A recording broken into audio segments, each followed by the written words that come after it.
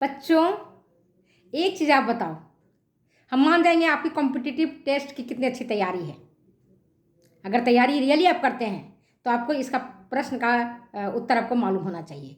प्रश्न क्या है? विटामिन ई का अवशोषण संग्रह कहाँ होता है?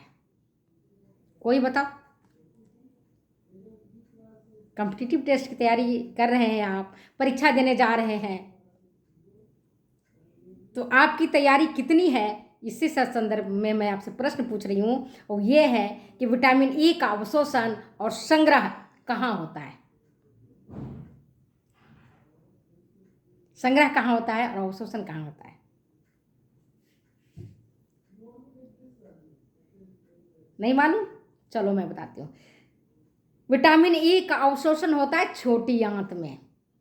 पहले भी पढ़ाए थे हम आपको कि जो भी आपके न्यूट्रिएंट्स हैं, पोषक तत्व है, उनका अवशोषण छोटी आंत में होता है। बहुत कम का अवशोषण है जो बड़ी आंत में होता है, जैसे जल, वाटर का अवशोषण होता है बड़ी आंत में। बाकी शेष जितने भी न्यूट्रिएंट्स हैं, चाहे विटामिन हो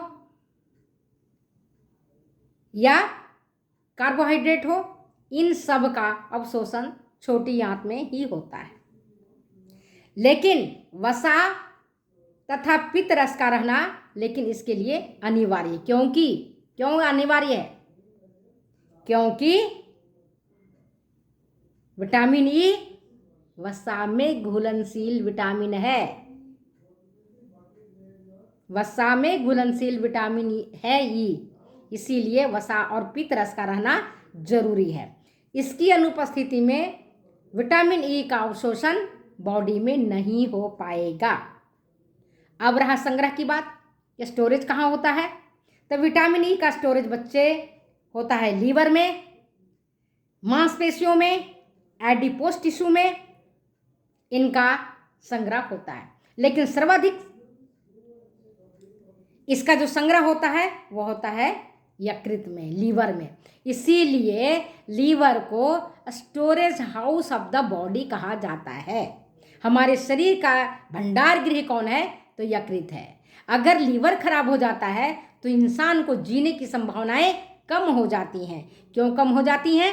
आपको मालूम है, क्योंकि स्टोरेज हाउस चाहे विटामिन हो या अन्य न्यूट्रिएंट्स हो, उन सब का जो स्टोरेज होता है, संग्रहण होता है, वो होता है यकृत में।